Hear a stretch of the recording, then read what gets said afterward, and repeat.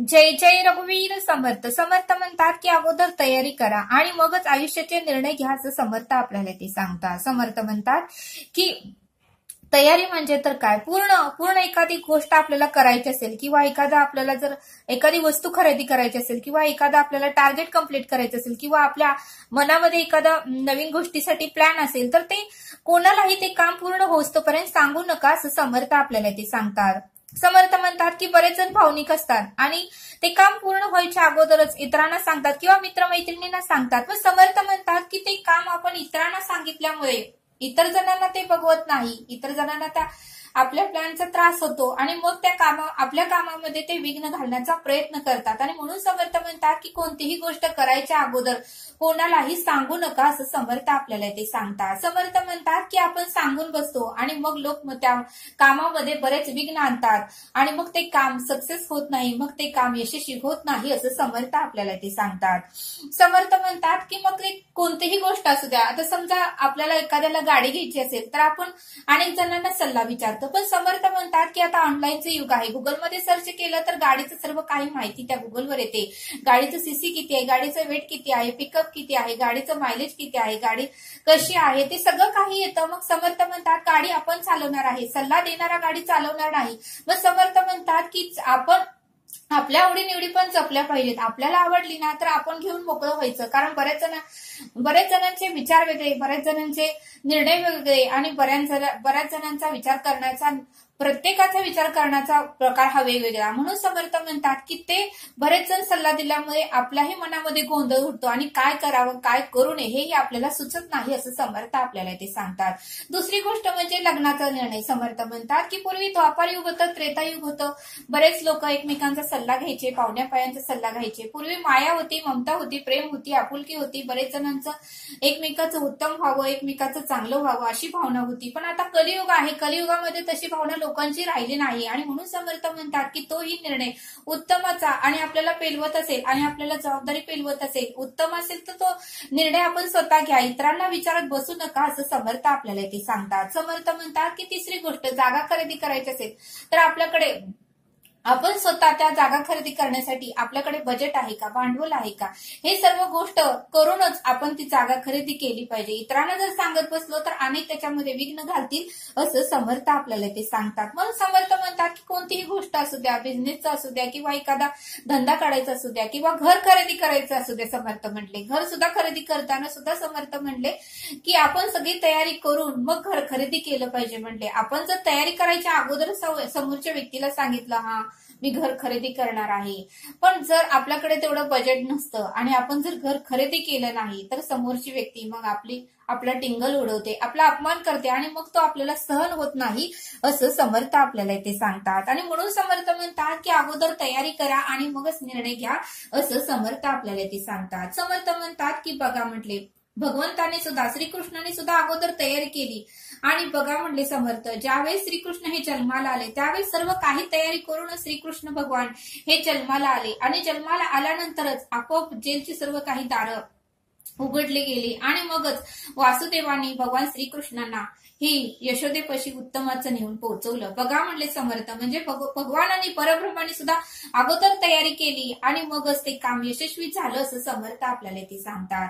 समर्थ म्हणतात की बघा म्हणले ज्यावेळेस शिवाजी महाराजांना युद्ध करायचं होतं त्यावेळेस सुद्धा शिवाजी महाराजांनी अगोदर तयारी केली होती. 72 तास निरूपण समर्थ रामदास स्वामींनी त्यांना सांगितलं आणि मग शिवाजी महाराजांनी अफजल खानाबरोबर युद्ध करून शिवाजी महाराजांचाच विजय झाला, असं समर्थ आपल्याला ते सांगतात. समर्थ म्हणतात की अर्जुन आणि कौरव यांच्यामध्ये युद्ध चालू होतं त्यावेळेस श्रीकृष्णाने अर्जुनांनाही निरूपण दिलं होतं, अर्जुनांनाही युद्धाची पूर्णपणे तयारी केली होती, त्यामुळेच अर्जुन आणि कौरव यांच्या युद्धामध्ये अर्जुनाचा विजय झाला, असं समर्थ आपल्याला ते सांगतात. समर्थ म्हणतात की श्रीराम प्रभू आणि रावण यांच्यामध्येही युद्ध झालं होतं आणि त्यामुळे म्हटले समर्थ श्रीराम प्रभूंनी ही सर्व वानर सेना गोळा केली होती.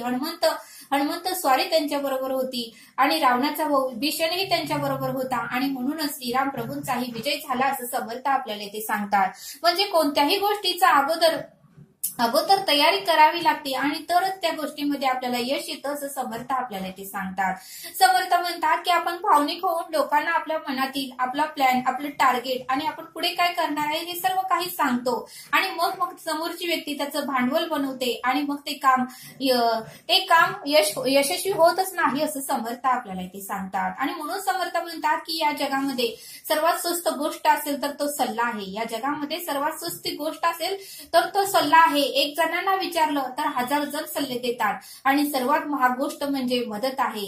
1000 जणांना मागितलं तर एक जणच मदत करतो असं समर्थ आपल्याला ते सांगतात. आणि म्हणून समर्थ म्हणतात की युद्धाच्या अगोदर सर्वजण तयारी करतात. तसं आपलंही आयुष्य हे युद्धच आहे. त्यामुळे कोणतीही गोष्ट करण्यासाठी, कोणतंही कार्य करण्यासाठी, कोणतीही गोष्ट खरेदी करण्यासाठी आपल्यालाही अगोदर तयारी करावी लागते असं समर्थ आपल्याला ते सांगतात. समर्थ म्हणतात की जर बघा म्हटले मुलांचं ज्यावेळेस शाळेमध्ये परीक्षा असते त्यावेळेस मुलं अगोदर अभ्यास करतात की बाबा कुठले प्रश्न परीक्षेत येणार आहेत, कुठला अभ्यास आपण केला पाहिजे हे शिक्षकही त्यांना मार्गदर्शन करतात. त्यानुसार ते मुलं अभ्यास करतात आणि मग परीक्षा देतात आणि मगच त्या मुलांचा रिझल्ट हा उत्तम येतो. म्हणजे मुलांनाही लगेचच परीक्षेला बसता येत नाही. त्यासाठी रोजच्या रोज शाळेत जावं लागतं, अभ्यास करावा लागतो आणि मगच मुलांना परीक्षेला बसता येतं असं समर्थ आपल्याला ते सांगतात. आणि म्हणून समर्थ म्हणतात की ज्यावेळेस आपल्याला भूक लागते, पण भूक लागायच्या अगोदर आपण स्वयंपाक बनवतो. त्यामुळे ज्यावेळेस आपल्याला भूक लागते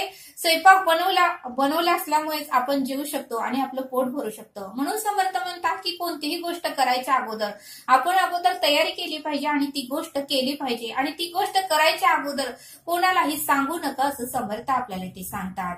समर्थ आपल्याला एक बोध देतात. समर्थ म्हणतात की एका ताई होत्या आणि त्या ताईंना वडापाव आणि ज्यूस सेंटरचा एक वाडा घालायचा होता आणि त्यांनी म्हणजे शिकलेल्या नव्हत्या, अशिक्षित होत्या, त्यांना काहीच बाहेरचं ज्ञान नव्हतं. बऱ्याच मित्रमैत्रिणींना त्यांनी विचारलं पण बऱ्याच जणांनी त्यांना अनेक त्यांना सल्ले दिले. कोण म्हटलं की ज्यूसचा तू गाडा घालणार आहे, तुला लायसन काढावे लागेल, मग तुला उत्तमच रस्त्यावर जागा भेटली तरच तुझा गाडा चालणार, तिथेही तुला भाडं द्यावं लागणार आहे. जर कोण ज्यूस किंवा काही वडापाव खाल्ला, कोणी आजारी पडलं तर तुझ्यावर केस होऊ शकते. अनेक लोकांनी तिच्या मनामध्ये एवढं वाईट आणि एवढं निगेटिव्ह भरलं की ती बिचारीने तिने वडापाव आणि ते ज्यूस सेंटर गाडा घालायचं तिचं स्वप्नच राहून गेलं आणि तिने भीतीपोटी तो गाडा घातलाच नाही. बघा म्हणले समर्थ, म्हणजे एखादं काम आपण पूर्ण करणार असतो, आपल्यामध्ये चित्त असते, चिकाटी असते, सामर्थ्य असतं, आपण ते काम करू शकतो, पण आपण उगाच जगाला सल्ले विचारत बसतो आणि जग हे उत्तमाचा सल्ला कोणालाही जगाने दिलेला नाही असं समर्थ आपल्याला ते सांगतात. पूर्वी देत होते पण आता कलियुग आहे, कोणालाच कोणाचं चांगलं झालेलं बघवत नाही असं समर्थ आपल्याला ते सांगतात. आणि म्हणून समर्थ म्हणतात की कोणतंही काम जर आपल्याला करायचं असेल तर इतरांना सांगत बसू नका, ते काम झाल्यावर त्यांना कळतं असं समर्थ आपल्याला ते सांगतात. समर्थ म्हणतात की आपण फिरायला जातो किंवा फिरायला गेल्यानंतर आपण फोटो काढतो आणि ते स्टेटसला ठेवतो. समर्थ म्हणले त्याचीही काही गरज नाही म्हटले. बघा म्हटले समर्थ, फिरलो, आपल्याला आनंद मिळाला, बास म्हटले, स्टेटसला ठेवायची काय गरज आहे म्हटले. आपण ते ठेवतो त्याच्यामुळेच लोक मग आपल्याबद्दल वाईट विचार करतात की आणि त्याच्यामुळे आपलं वाईट होऊ शकतं असं समर्थ आपल्याला ते सांगतात. आणि म्हणून समर्थ सांगतात की चांगलं जरी झालं तरी तुम्ही काय फोटो ठेवू नका, वाईट जरी झालं तरी फोटो ठेवू नका असं समर्थ आपल्याला ते सांगतात. समर्थ म्हणतात की जे काही करायचं आहे ते अगोदर तयारी करा आणि मगच निर्णय घ्या असं समर्थ आपल्याला ते सांगतात. आणि म्हणून समर्थ म्हणतात की जंगलामध्ये जो शेर असतो तो कधीही आवाज करत नाही, जंगलाचा शेर कधीही आवाज करत नाही आणि त्यामुळेच तो जंगलाचा राजा असतो असं समर्थ आपल्याला ते सांगतात.